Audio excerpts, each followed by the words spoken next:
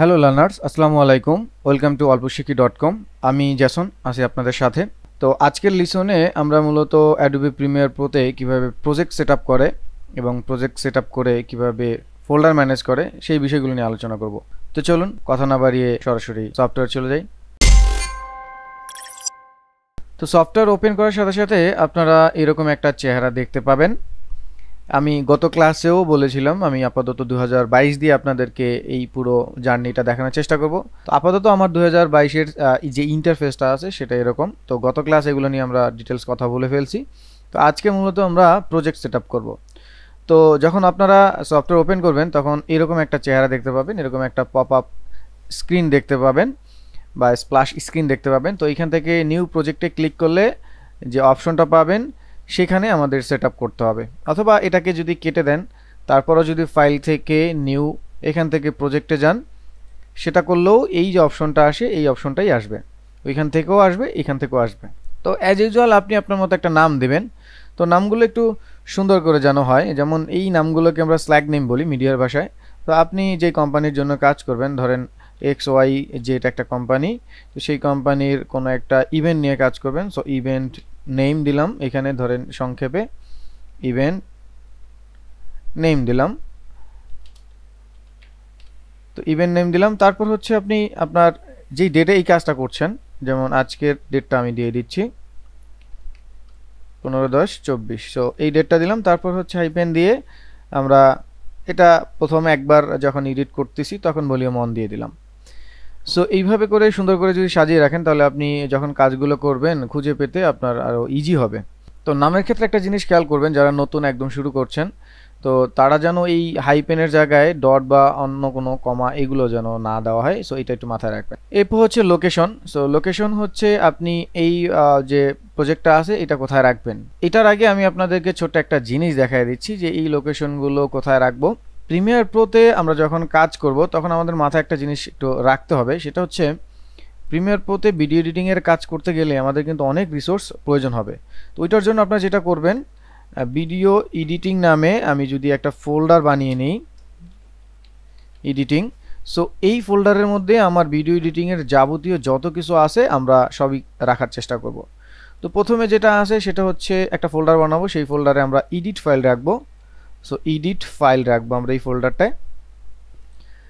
দেন আমরা আরেকটা ফোল্ডার বানাবো, এভাবে ফোল্ডার করে রাখবেন রেন্ডার ফাইল, এভাবে রেন্ডার ফাইল রাখবেন। তারপরে ধরুন আপনার লোগো অথবা আপনার ইন্ট্রো আউট্রো এই ধরনের কিছু প্রিসেট লাগবে, তো সেই ক্ষেত্রে আপনি লোগো অ্যান্ড ইন্ট্রো আউট্রো এরকম কিছু লিখে দিলেন। দেন হচ্ছে এটাকে সিটিও লিখতে পারেন, কল টু অ্যাকশন বাটন সেটাও লিখতে পারেন। তো এইভাবে এই প্রত্যেকটা জিনিসের জন্য আলাদা আলাদা ফোল্ডার করে নেবেন।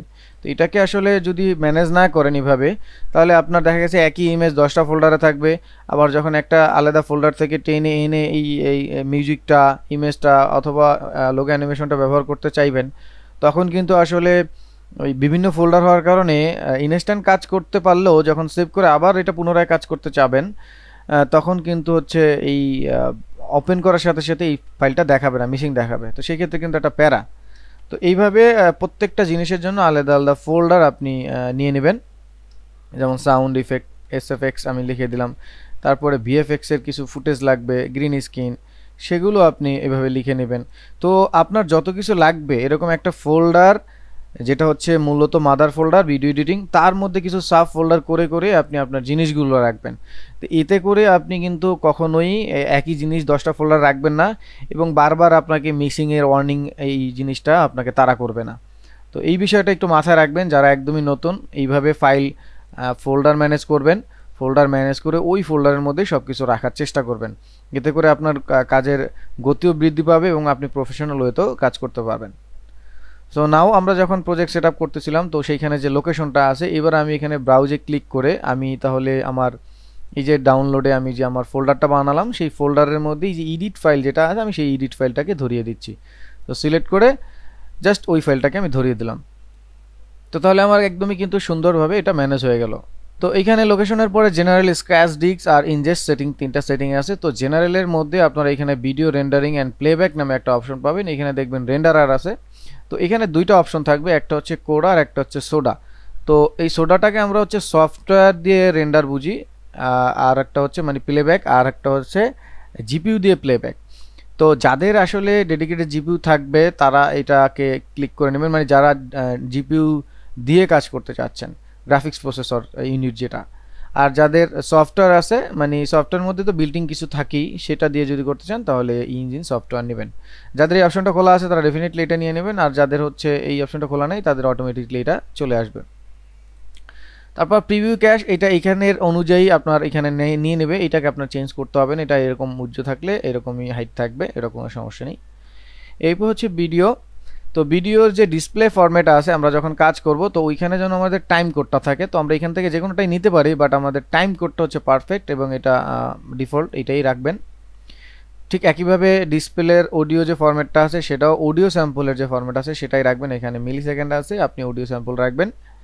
এরপর ক্যাপচার আছে, আপনি যখন কোনো ফরম্যাট ক্যাপচার করতে চাবেন তখন আপনার এটা কোন ক্যাপচারের ফরম্যাট থাকবে, তো সেটা ডিজিটাল ভিডিও ফরম্যাট যেটা আছে সেটাই রাখবেন, ডিবি। আর কালার ম্যানেজমেন্টের এই বিষয়গুলো আসলে বাই ডিফল্ট নেবে, এখানে আপনার আসলে হাত দিয়ে চেঞ্জ করার প্রয়োজন নেই, এখানে যেটা আছে আপনি সেটাকেই রেখে দেবেন। তো এটা হচ্ছে জেনারেলের সেটিং। এরপর হচ্ছে স্ক্র্যাচ ডিস্ক। তো স্ক্র্যাচ ডিস্কের বিষয়টা হচ্ছে আপনি যখন ভিডিও এডিট করতে চাবেন বা ভিডিও এডিট করতে থাকবেন তখন কিন্তু ব্যাকএন্ডে কিছু কিছু স্ক্র্যাচ ডিস্কে মানে ক্যাশ ফাইল জমতে থাকবে। তো সেটার মধ্যে হচ্ছে আপনি যখন ক্যাপচার করবেন ভিডিও থেকে কোনো ইমেজ ক্যাপচার করবেন বা আরও অনেক বিষয় থাকবে, তখন এই ক্যাপচার জিনিসগুলো আপনি আসলে কোথায় রাখবেন। তো এখানে আপনি চাইলে অন্য একটা লোকেশন দিয়ে দিতে পারেন, অন্য একটা ফোল্ডার দিয়ে দিতে পারেন। সেই ক্ষেত্রে আমরা এই যে ফোল্ডার ম্যানেজমেন্ট এখানে এসে যদি এইভাবে লিখি যে ট্যাম্প ফাইল, এইভাবে যদি লিখে দিই ট্যাম্প ফাইল বা টেম্পোরারি ফাইল, তাহলে এই ফোল্ডারটা আমরা দিয়ে দিলে যেটা হবে এখানে যত ধরনের টেম্পোরারি ফাইল আছে বা রিকভারি ফাইল আছে, অটো সেভের ফাইল আছে, সেগুলো এখানে এসে জমা হবে। তো সেটা আপনি এখান থেকে ব্রাউজ ফোল্ডারে গিয়ে ওই ফোল্ডারটা আপনি দেখিয়ে দিলেই এইভাবে এই ফোল্ডারটা চলে আসবে, যেমন ট্যাম্প ফাইলে এই ফোল্ডারটা দেখাই দিবেন, আপনি এই ফোল্ডারটা চলে আসবে। আর যদি না চান তাহলে এখানে same as project, that means হচ্ছে আপনি যেই প্রজেক্টটা আপনি তৈরি করলেন, ওই যে আমরা এডিট ফাইল নিলাম সেখানেই এগুলো জমা হবে। তো সেক্ষেত্রে অনেকের আবার একটু প্যারা হয়, মানে এডিট ফাইলে অরিজিনাল যে ফাইলটা সেটার আশেপাশে দেখা গেছে অনেকগুলো ফাইল আরও জমা হয়ে যায়, তো সেই ক্ষেত্রে অনেকের একটু নতুন হিসাবে বিব্রত ফিল হতে পারে। তো আমি যেটা বলবো সেটা আপনি হচ্ছে আপনার নিজের একটা ফোল্ডার বানিয়ে ওই ফুল ফোল্ডারে এই লোকেশনগুলো দিয়ে দিবেন। তো একইভাবে এভাবে হচ্ছে capture audio, video preview, audio preview, project, auto save যেভাবে হবে, এখানে যা যা আছে আপনি যখন গ্রাফিক্স টেমপ্লেট নিয়ে কাজ করবেন সেগুলো যাতে আপনার ওই ট্যাম্প ফাইলে সেভ হয়, সেই জন্য এগুলো এখান থেকে আপনি লোকেশন দিয়ে দিতে পারেন। আর না চাইলে আপনি সেম এজ প্রজেক্টে দিয়ে দেবেন, তাহলে ওই যেই ফোল্ডারে আপনি সেভ করছেন ওখানেই এগুলো সেভ হবে। এরপর হচ্ছে ইনজেস্ট। তো ইনজেস্ট বিষয়টা খুবই মানে একটু সেন্সিটিভ এবং একটু বলতে পারেন মিড লেভেল থেকে অ্যাডভান্স, যারা একদমই বেসিক সেটা মানে তাদের জন্য এই বিষয়টা আসলে খুব ম্যাটার করে না। তো ইনজেস্ট বিষয়টা হচ্ছে এরকম, ধরেন আপনি 4K রেজুলেশনের ভিডিও এডিট করবেন ক্যামেরা দিয়ে অথবা মোবাইল দিয়ে, আপনি ক্যাপচার করলেন, কিন্তু আপনার পিসিতে যখন আসবেন তখন তো সেটা স্মুথলি আপনাকে এডিটের যেই ফিলটা আছে সেটা দিতে হবে, লুকটা আছে সেটা দিতে হবে, দেন আপনার এডিট করতে হবে, এই বিষয়গুলো সাপোর্ট দিতে হবে। তো ওই ইনজেস্টের বিষয়টা হচ্ছে আমরা ওই সফটওয়্যারের মধ্যে গিয়ে প্রক্সি তৈরি করে, ফুটেজগুলো দিয়ে প্রক্সি তৈরি করে আমরা তখন ওই এডিটের ক্ষেত্রে আমরা ওইটাকে এই প্রক্সির মাধ্যমে এই 4K রেজুলেশনের ভিডিওটা স্মুথলি এডিট করার একটা সুযোগ দিয়ে থাকি। পিছনে অনেক হাই রেজুলেশন হলেও এই যে 4K রেজুলেশনের যে ভিউটা, লুকটা, ওইটা অনেক সময় ভিডিও ক্যাপচার করলেও দেখা যায় না। তো সেই ক্ষেত্রে আমরা ইনজেস্টটাকে ওপেন করে দিলে এখান থেকে আপনার আগে থেকে যদি প্রক্সি থাকে তো আপনি এখান থেকে প্রক্সিটা ওপেন করে এখান থেকে ধরাই দিবেন, অ্যাড করতে পারেন, এরকম বিষয় আপনি এখান থেকে ম্যানেজ করতে পারেন। তো এটা আসলে যদি আমি ওভাবে বলি তাহলে বেসিক যারা এখনই শেখা শুরু করলেন তাদের জন্য এই অপশনটাকে ব্যবহার না করাই ভালো। এটা একটু মিড লেভেল থেকে অ্যাডভান্স লেভেলে যখন যাবেন তখন ওই 4K রেজুলেশনের ভিডিওগুলোকে আরও স্মুথলি কাজ করার জন্য এই ইনজেস্ট সেটিংটা আপনি খুব অনায়াসে ব্যবহার করতে পারেন। তো বেসিক যারা শিখছেন তাদের কাছে বলবো যে জেনারেল আর স্ক্র্যাচ ডিস্ক এই বিষয়টাকে আপনি সেট আপ করবেন, আর ফোল্ডার যে ম্যানেজমেন্টের যে বিষয়টা বললাম এই বিষয়টা একটু মাথায় রাখবেন। এইভাবে আপনি আরও কি কি আপনার ডিজাইনে লাগবে ওভারলে ভিডিও লাগতে পারে, তারপরে জেপিজি ইমেজ লাগতে পারে, তারপর হচ্ছে টেক্সটের আরও কিছু লাগতে পারে, বা আরও অনেক জিনিস লাগতে পারে, প্রিসেট লাগতে পারে, টেমপ্লেট লাগতে পারে। এই জিনিসগুলো এরকম সুন্দর করে ফোল্ডার করে করে একটা জায়গাতে নিয়ে আপনি প্রজেক্টটা সেট আপ করবেন। তো তাহলে জেনারেলের এই বিষয়গুলো আমরা দেখব।